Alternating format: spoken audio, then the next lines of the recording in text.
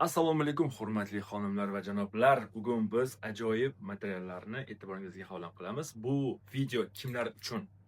Bu video o'zini noldan boshlab kuchli qirralarni o'rganib, tadbirkorlik boshlamoqchi bo'lgan, biznes boshlamoqchi bo'lgan, farqi yo'q. Onlaynmi, offlaynmi, yoki qanaqadir savdomi, xizmat ko'rsatishmi, ishlab chiqarishmi, любой biznesga to'g'ri keladigan 10 ta qadam haqida bugun sizlar bilan gaplashamiz. Ko'p men oxirgi paytlarda individual konsultatsiya qilyapman. Mana prямой efirlar qilyapman, ozgina lavhalar qo'yapman. Bundan buyon ko'proq lavhalar qo'yaman.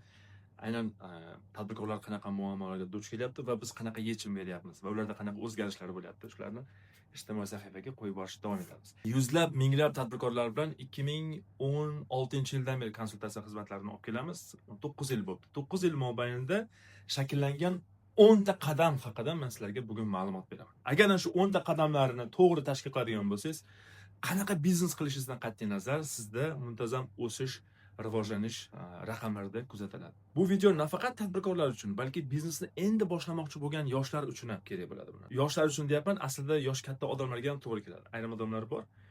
Bir umr davlat ishida ishlaganda endi nafaqaga chiqqan, endi men biznes qilishim kerak degan murojaatlar ham bor. Bu men aytmoqchi bo'lgan 10 qadam biznesni noldan boshlab, rivojlantirib, kengaytirib, hatto masshtabирование darajasigacha olib chiqmoqchi bo'lganlar uchun qadamma-qadam yechim berilgan va yaqinda alohida bir kitobimiz ham chiqadi. Mana shu 10 qadamni chuqur tahlil qilib berilgan va undan tashqari alohida soobществоlar bor. Nima deydi buni?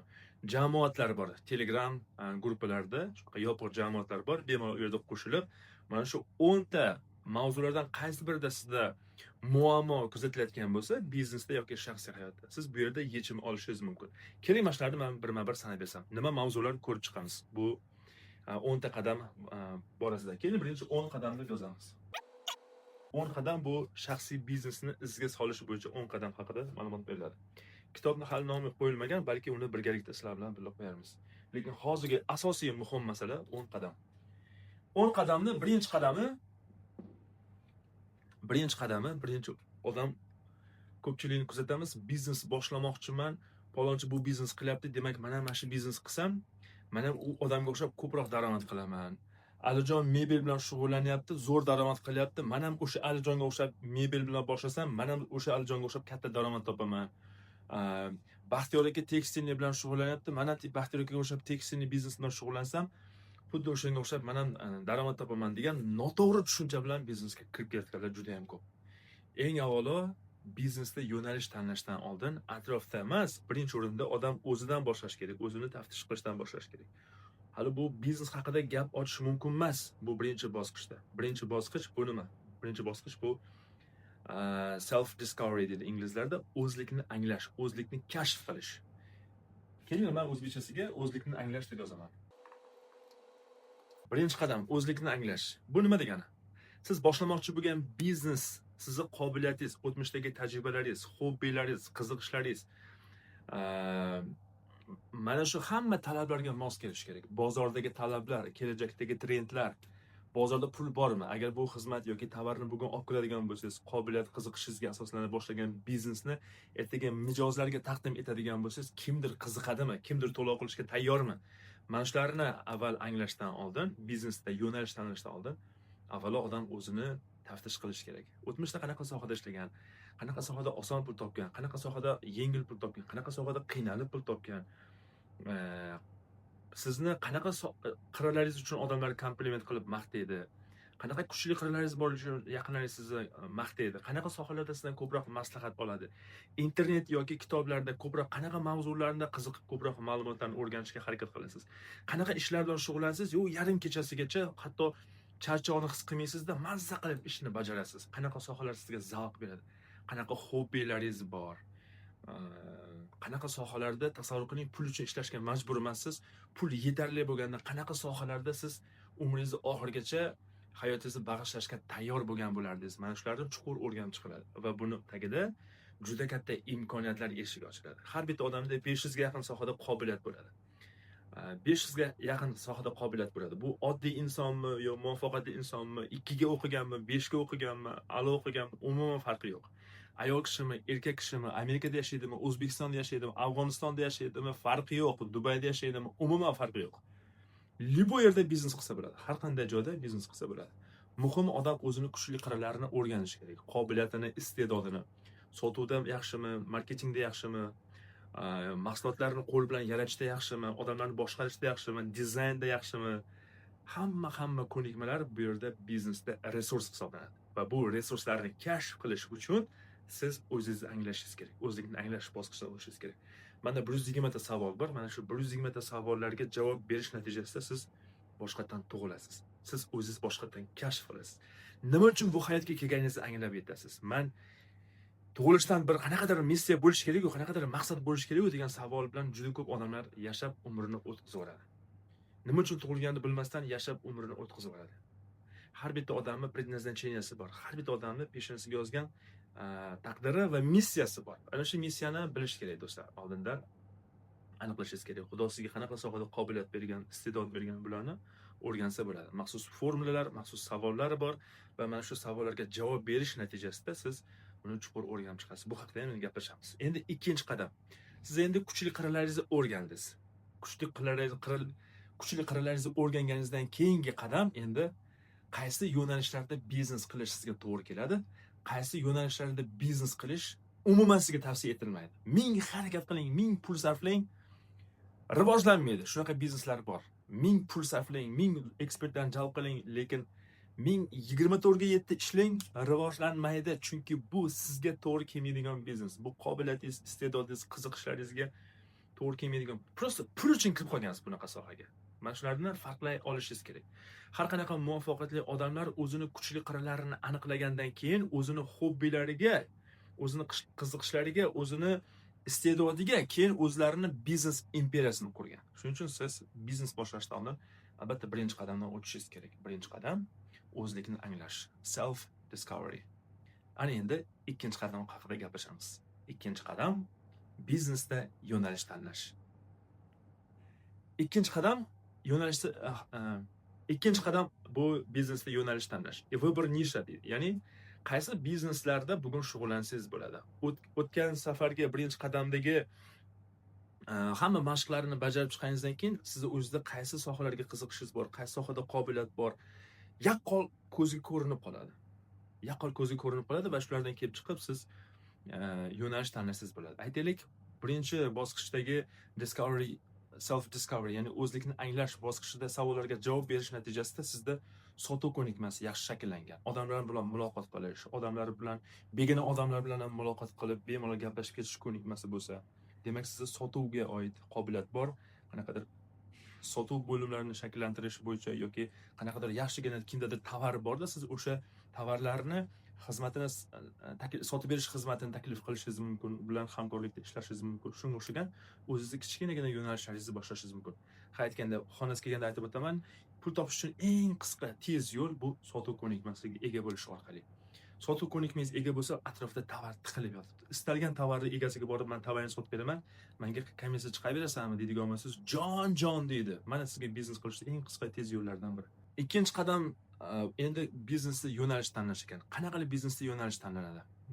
Ikigai nuqtani aniqlaymiz. Ikigai nuqtada siz o'tmishdagi tajribalaringiz analiz qilinadi, bugungi kundagi qilayotgan ishlaringiz o'rganiladi va hobbilaringiz o'rganiladi, kelajakdagi trendlar o'rganiladi. Bu kelajakdagi trendlar nima? Sun'iy intellektlarning rivojlanishi, IT sohasining soddalashib borishi, shunga o'xshagan imkoniyatlar, ChatGPT va ularni imkoniyatdan foydalanib ham siz bugungi kundagi hobbilaringizni monetizatsiya qilsangiz, ya'ni pullasangiz bo'ladi. Va bozordagi talablarni kelib chiqib, siz yo'nalish tanlaysiz. Ikkinchi qadam bu biznesda yo'nalish tanlash. Tabriklayman, biznesda yo'nalish tanladingiz. Endi yo'nalishlari ham qanaqa? 20 dan ortiq variantlarini yozib chiqamiz. Mana bu biznes sizga to'g'ri keladi. Mana bu biznes sizga to'g'ri keladi. Bu biznes ham sizga to'g'ri keladi. Bular sizga to'g'ri kelmaydi. Chunki sizning qiziqishingizga ham, qobiliyatingizga ham, o'tmishdagi tajribangizga ham umuman to'g'ri kelmaydi. Lekin siz pul uchun kirib qolgansiz bu sohaga. Mana shularni analiz qilib, feedback qilib, sizga to'g'ri yo'l ko'rsatishda yordam beradigan qadam bu ikkinchisi. Endi 20 ta, 30 ta, kerak bo'lsa 50 tagacha ro'yxat ishlab chiqiladida, o'shalarni endi analiz qilinadi. Qaysi biri bugunning o'zida, hozir o'zida, bir hafta ichida sizga pul olib kelishi mumkin. qaysi yo'nalishda siz odamlar hozir o'zida sizga to'lov qilishga tayyor, qaysi birida kattaroq pul topsa bo'ladi, qaysi birini masshtablashtirsa bo'ladi kelajakda, viloyat miqyosida, respublika miqyosida va xalqaro darajaga olib chiqsa bo'ladi. Mana shunaqa talablardan kelib chiqib, saralab 5 ta gipoteza qo'yiladi. 5 ta gipotezadan keyin proverka nisha bosqichiga o'tkaziladi. Ya'ni nishani odamlarga taklif qilinadi. Yaqinlarga, tanishlarga pulli va pulsiz kichkinagina mini reklamalardan foydalanib, odamlarning fikrini, обратный связini o'rganamiz. Va qaysi biriga bugunning o'zida odam to'lov qilishga tayyorman desa, kimdir agar mana shu biznesni yo'lga qo'yadigan bo'lsa, men sarmoyam bilan senga yordam berishim mumkin, senga hamkor bo'lishim mumkin deb qiziqish bildirsa, kimdir hozir o'zi bu xizmatingiz shu, men oldindan zaklad tashlayman yoki avans tashlayman degan signallar bo'lsa, kimdir oldindan to'lov qilaman degan signallar bo'lsa, demak biznes boshlandi. Biznes qachon boshlanadi? Qachonki birinchi to'lov amalga oshgandan keyin. To'lov amalga oshmasa, ming biznesi chiroyli bo'lsin, ming zo'r bo'lsin, ming o'ziga maftunkor qiladigan jihatlar ko'p bo'lsin, lekin hech kim to'lov qilmasa, bu biznes hisoblanmaydi. Bu prosta g'oya. Omadsiz g'oya hisoblanishi mumkin. Xuddi bu futbol o'ynayapsizda, to'pni varatani oldiga olib keldingiz, lekin hech gol bo'lmadi. Rezultat yo'q. Shuning uchun konkretniy biznesda to'lov bo'lishi kerak. Mana shu bilan biznes degan nom bersa bo'ladi. Do'stlar, mana shu tomonga e'tibor beramiz. Demak, ikkinchi qadam biznesda yo'nalish tanlash haqida qisqacha ma'lumot berdik. Endi bu haqda yana mavzuga qaytamiz. Qanday qilib buni chuqurroq, qanday qilib qaysi ko'rinishda tashkil etiladi, bu haqda ham hali sizlar bilan uzoq gaplashamiz. Endi sizlar bilan gaplashadigan 3-mavzu bu biznesni qadoqlash, biznesni upakovka qilish, ya'ni upakovka biznesi deydi buni. O'zbekchasiga so'zma-so'z tarjima qilinganda biznes o'ram deyiladi. Biznesni o'rash. Ya'ni soddaroq qilib tushuntiradigan bo'lsak, uyingizga mehmon kelishdan oldin uyni chiroyli qilib remont qilib, akkuratniy pokiza qilib, tozalab, chiroyli akkuratniy holatga olib kelish kerak. Mijozlar kelganda o'zini erkin his qilib, chiroyli o'zini, siz ham mijozlar oldida hijolat bo'lmasdan erkin o'z tutishingiz uchun. Yoki yana bir misol, qiz bolani turmushga berishdan oldin uni chiroyi ustida ishlanadi, masalan, ухаживать qiladi, yuzlari chiroyli bo'lishi uchun, odobli bo'lishi uchun, tarbiyali bo'lishi uchun, bilimi, zukkorligini oshirish uchun qiz bolani ustida ota-onasi ishlaydi. Opalari ishlaydi, yaqinlari ishlaydi, yangilari ishlaydi misol. Nimaga? Kuyov tomonga chiroyli bo'lib ko'rinishi uchun, kuyov tomonni ertaga xursand qilish uchun. Xuddi shunga o'xshab, biznesda ham mijoz jalb qilishdan oldin biznesni chiroyli upakovka qilib, ukrasheniya qilib bezak berish kerak. Ijtimoiy sahifalarni оформление qilinadimi, SMMlar yo'lga qo'yiladimi, veb-saytlar ishlab chiqiladimi, kompaniyaning kuchli qirralarini ko'rsatish kerakmi? Ya'ni biznes egasi bilan gaplashmasdan turib, sahifalarni bitta ko'rganda biznes egasining qanaqa kuchli qirralari borligini, katta tajribaga ega komandasi borligini, yulduz mijozlarga xizmat ko'rsatgan tomonlari bo'lsa, ularni hamma narsani bittada ochib ko'rsatish kerak. Shunaqa biznesmenlarni bilaman, 20 yildan beri biznes qiladi, lekin uni ofisiga borsangiz yoki o'zi bilan birdaniga gaplashsangiz, 20 yillik tajribasi borligini his qilmaysiz. Chunki u hech qanaqa ijtimoiy sahifalar orqali o'zini kuchli qirralarini ochib bera olmagan. Shunaqa biznesmen yosh yigitlar bor, maktab o'quvchisi yoki kollej o'quvchisi yoki oddiy talaba. Lekin uni veb-saytini ko'rsangiz, go'yoki 15-20 yillik tajribaga ega katta nufuzli kompaniyaga o'xshab biznesdan zo'r upakovka qilib qo'ygan. Mana farq shu. Bunaqa darajaga olib chiqsa bo'ladi. Buning uchun katta pul kerak emas. Buning uchun to'g'ri strategiya, mishleniya bor va 110 ta savol bor. Ana shu 110 ta savollarga javob berish natijasida siz o'zingizni biznesingizni kuchli qirralarini qanday qilib upakovka qilishni ishlab chiqsangiz bo'ladi. 3-qadam bu biznes o'ram. Biznes o'rami. Tabriklayman, siz endi biznes bilan bemalol mijozlarga, investorlarga yoki bo'lajak xodimlaringizga nimalarni ko'rsatishingiz mumkin? Sizda resurs bor, ko'p narsa moddalashdi. Logotiplaringiz, missiyalaringiz, g'oyalaringiz bo'lishi mumkin. Ana endi siz mehmon kutishga tayyorsiz. Mijozlarni jalb qilishga tayyorsiz. Ana endi keyingi bosqich, 4-bosqichga o'tamiz. Bu mijozlar oqimini yaratish, lead generatsiya deydi. 60 ta kanal bor. Nima qilsangiz mijozlar bugunning o'zida siz haqingizda biladi. Nima qilsangiz millionlab odamlar bugunning o'zida siz haqingizda eshitadi. Nima qilsangiz har bitta xonadonga siz haqingizda ma'lumotlar kirib boradi. Qaysidir kanallar sizga to'g'ri keladi, qaysidir kanallar sizga to'g'ri kelmasligi mumkin. Shuning uchun to'g'ri keladigan kanallarni saralab olsangiz bo'ladi. Va bu qanday amalga oshiriladi? Albatta uni amalda bajarib, praktika qilib. Xo'p, endi lead generatsiya, pulli kanallar, pulsiz kanallar, jonli yoki onlayn offline shunga o'xshagan vositalardan foydalanib siz baholi qudrat ko'proq odamlar siz haqingizda eshitishini ta'minlaysiz va sizga murojaat qilishlarini ta'minlaysiz. Rezultat marketing bo'limini vazifasi nima? Yangi mijozlarni jalb qilish, hozirgi mijozlarni ushlab qolish va eski ketgan mijozlarni qaytarish. Va marketing bo'limini yakuniy qiymatga ega xizmati nima bo'ladi? Qo'ng'iroqlar va mijozlar tomonidan yozilgan SMSlar, kommentariyalar hisoblanadi. Bundan keyingi bosqichni keyingi bo'lim, ya'ni sotuv bo'limi tashkil etadi. 4-bo'lim bu mijozlar oqimini yaratish va 5-si bu sotuv bo'limini tashkil qilish. Mijozlar sizga murojaat qilishni boshladi, ularga endi ma'lumotlar berish kerak. Ma'lumotni baholi qudrat mayli, boshlanishda o'zingiz ma'lumot berasiz, sotuvlarni amalga oshirasiz, chunki sizda hali komanda yo'q, mijozlar oz. Lekin mijozlar soni o'sib borgan sari albatta siz o'zingizga yordamchilarni jalb qilishingiz kerak bo'ladi va keyinchalik operatsionidan chiqib ketishingiz kerak bo'ladi. Chunki mijozlar soni ko'p bo'lsa-yu, lekin mijozlarga xizmat ko'rsatadigan agentlar soni kam bo'ladigan bo'lsa, yuqori ehtimol bilan mijozlarni yo'qotish xavfi bor. Shuning uchun 5-qadam sotuv bo'limini tashkil qilishingiz kerak bo'ladi. Tabriklayman, sizda sotuvlar boshlandi. Ana endi sotuvlarni kengaytirish jarayonida siz bir narsaga ehtiyoj sezasiz. Mijozlar soni ko'p, to'lov qilayotgan mijozlar soni ko'payib boryapti. Qo'lingizga pul kelishni boshladi. Ana endi tezlik kerak jamoada tizimlashtirish uchun. Va bu yerda siz birinchi ehtiyoj his qiladigan narsa bu komanda yaratish, jamoa yaratish. Qanday qilib odamlarni to'g'ri ishga yollash kerak? Qanday qilib ularni ishdan bo'shatish kerak? Qanday qilib ularga vazifalar taqsimlanadi? Qanday qilib ularga qilinadigan ishlarni yozma ravishda shakllantirib topshirasiz? Qanday qilib ularni boshqarasiz? Umuman ideal orzuyingizdagi komandani yaratishni o'zini talablari bor, bosqichlari bor, mana shularni o'rganib chiqishingiz kerak bo'ladi. Keyingi qadam bu jamoa yaratish, ideal jamoa yaratish. Ana endi siz odamlarni jalb qilishni boshladingiz, komandani jalb qilishni boshladingiz. Keyingi bosqich bor. Eng muhim bosqichlardan biri. Bu 8-qadam. Yaqin va uzoq muddatli maqsadlarni belgilab chiqish, missiya va strategiyalarini ishlab chiqish, raqobatbardosh preimуществolarini ishlab chiqish. Nima uchun mijoz aynan sizga murojaat qilish kerak? Nima uchun hozir murojaat qilish kerak? Mana shularning sabablarini mukammal chuqur ishlab chiqiladi. Va uzoq yillik strategiya, bozorda do'lani egallash uchun siz o'zingizning strategiyalaringizni ishlab chiqishingiz kerak. Ob'yom rынка bor, bozor sig'imi bor va bozordagi ulush bor. Ob'yom rынка bor, bozordagi ulush bor, bozordagi sig'im bor. Mana shular hammasini analiz qilishingiz kerak va siz necha foiz bozordagi ulushga da'vogarlik qilyapsiz? Mana shularning hammasini strategiyasini ishlab chiqishingiz kerak bo'ladi.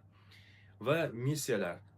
Siz nima berasiz odamlarga? Nima beryapsiz? Mana shu missiya, oliy maqsad o'ta muhim narsa. Bu investorlarni jalb qilaman siz ham, xodimlarni jalb qilaman desangiz ham, mijozlarni jalb qilaman siz ham, oliy maqsadingiz sizni boshqa raqobatchilardan ko'ra ancha sizni nufuzli qilib ko'rsatadi va siz ham qayerga qarab harakat qilishingiz kerakligini anglab yetasiz va sizga ergashuvchilar soni ko'p bo'ladi. Komandani egasi, kompaniyaning egasi, biznes egasi odamlarni o'zini atrofiga emas, mana shu oliy maqsadni atrofiga odamlarni jamlash kerak. Chunki siz ertaga operatsiyadan chiqib ketishingiz mumkin. Ertaga rahbar qilib boshqa odamlarni belgilashingiz mumkin o'rningizga. Rahbarlar tinimsiz almashib turishi mumkin. Lekin kompaniyada oliy maqsad hech qachon o'zgarmasligi kerak. Va ana shu odamlar ham oliy maqsadga mahliyo bo'lib, oliy maqsad atrofida jamlanish kerak bo'ladi. Shuning uchun oliy maqsadlarni ishlab chiqish kerak bo'ladi. Keyingisi videniya. 1 yildan keyin, 5 yildan keyin, 10 yildan keyin o'zingizni qanaqa holatda ko'rishni xohlaysiz? Qanaqa nominatsiyalarda nominasiya bo'lishni xohlaysiz? Misol mijozlarni ko'proq xursand qilgan kompaniya sifatida, ko'proq mijozlarga xizmat ko'rsatuvchi kompaniya sifatida nominatsiya bo'lishingiz mumkin. Ko'p filiallarga ega nominatsiya kompaniya bo'lishingiz mumkin. Chet mamlakatlarda ko'proq filiallari bor nominatsiya kompaniya bo'lishingiz mumkin. Ko'p xodimlarning ish bilan ta'minlanganlik bo'yicha nominatsiya kompaniya bo'lishingiz mumkin. Tovar summasi ko'pligi bo'yicha nominatsiya kompaniya bo'lishingiz mumkin. Mijozlarni baxtli qilgan son bo'yicha nominatsiya kompaniya bo'lishingiz mumkin. Farqi yo'q. Kamida 50 ta videoni yozib chiqishingiz kerak bo'ladi. Nimalar haqida siz orzu qilasiz? Kompaniyangiz kelajagini shakli haqida, nufuzi haqida. Mana shularni bugun ishlab chiqishingiz kerak. Va bu aynan mana shu 8-qadamda bu o'ta muhim bosqichlardan biri bo'ladi. Biznesni yo'nalish tanlab, uni iziga solganingizdan keyin. Baholi qudrat buni oldindan ishni boshlatgan paytda ham qilinadi va o'sha ish boshlangandan keyin bu narsa yana ham mukammal darajaga keladi. Missiyalar va bu yerda yana maqsadlar bor. maqsadlar. Missiya siz nima beryapsiz, maqsad bu siz nima olyapsiz. 2031-yilgacha siz umumiy topgan daromadingiz qancha bo'lishi kerak? Aniq raqamlarda ko'rsatib berishingiz kerak. Muddatini, miqdorini, hammasini ko'rsatib berishingiz kerak. Bu ham mana shu bosqichda mukammal ko'rib chiqiladi. 8-si. 8-si endi bu biznesdagi jarayonlarni ishlab chiqish. Business process deydi. Ya'ni sodda qilib tushuntiraman sizlarga. Mana qoshiqni oldingiz. Qoshiqni oldingizda ovqatni oldingiz qoshiqqa va qoshiqdagi ovqatni endi og'zingizga olib kelasiz va og'zingiz ochiladi. Og'izga qoshiqdagi ovqat to'kiladi va qoshiq yana olinadi, qoshiq joyiga qo'yiladi. Og'iz yopiladi, tishlar endi ovqat chaynashni boshlaydi. Ovqatni chaynash jarayonida so'lak bezlari yordamga keladi va mahsulot qayta ishlashni boshlanadi. Mana shu biznes jarayondagi ketma-ketliklar. Siz o'zingizni biznesdan xuddi shunaqa ketma-ketlikni mukammal kichkina detalgacha yaxshi bilishingiz kerak. Nimaga? Bu ertaga xodimlarga to'g'ri vazifani bera olishingiz uchun va jarayonlarni raqamlashtirish va nazorat qilishingiz uchun. Qaysi jarayonni agar nazorat qilasiz, uni ta'sir o'tkaza olasiz. Ta'sir o'tkazasizmi, ularni rivojlantira olasiz. Rivojlantirdingizmi, ertaga siz yaxshi daromad qilishingiz mumkin bo'ladi. Taxminan mavhum holatda biznes qilish bu juda ham xavfli. Xuddi samolyot raqam o'qishni bilmasangiz, xuddi samolyotni tasavvur qiling, ruliga o'tirib qoldingizda, oldingizda faqat qanaqadir sifralar, raqamlar ekranlarda ko'rinib turibdi, hech narsaga tushunmaysiz. Agar bunaqa holatda raqamlarga tushunmasangiz, samolyotni to'g'ri kelgan bitta qoyaga borib urishingiz mumkin. Chunki oldingizda hech qanaqa hech narsa ko'rinmaydi, faqat bulutlar bor, yo'l ko'rinmaydi. Uni faqat raqamlar bilan boshqarishingiz mumkin bo'ladi. Xuddi shunga o'xshaydi. Biznes ham agar raqamlarni o'qiy bilmasangiz, o'syapsizmi, rivojlanyapsizmi, bularni nazorat qilishni bilmasangiz, biznes ertaga albatta kasodga tushadi. Raqobatchilar sizni mijozlaringizga ilib ketib qolishi mumkin bo'ladi. Buni oldini olish maqsadida albatta siz raqamlarni o'qiy bilishingiz kerak bo'ladi. Endi ana shu jarayonni sizga osonlashtirib beradigan holat bu biznesdagi proseslar, ya'ni jarayonlarni mukammal yozma ravishda ishlab chiqish kerak bo'ladi. Va bu biznesni tizimlashtirishga olib keladi. Biznesni shu orqali tizimlashtirasiz. Ya'ni qanaqa vazifalar bor va bu vazifalarni avtomatik ravishda, avtopilotda kimlar bajarishi kerak? Xodimlarni biriktirib chiqiladi va bu xodimlarda ertaga tanqislik bo'lmasligi uchun bunga kim javobgar? Har bitta vazifaga javobgar mansabdor shaxslarni belgilab chiqasiz. Ya'ni vazifani bajaruvchi kadrlarni belgilab chiqasiz. Va hech kimda hech qanday muammo bo'lmasligi kerak. Biznes ichidagi territoriyaga, har bitta territoriyaga o'zini mas'ul shaxslarni belgilab chiqasiz. Mabodo bu o'xshamay qolsa, ertaga o'rnini to'ldirgani kerak bo'lsa, zaxiradagi kadrlargacha siz buni mukammal ishlab chiqadigan bo'lsangiz, bozorda ulushingizni olib, yaxshigina tadbirkorlik qilishingiz oson bo'ladi. Demak, tizimlashtirish.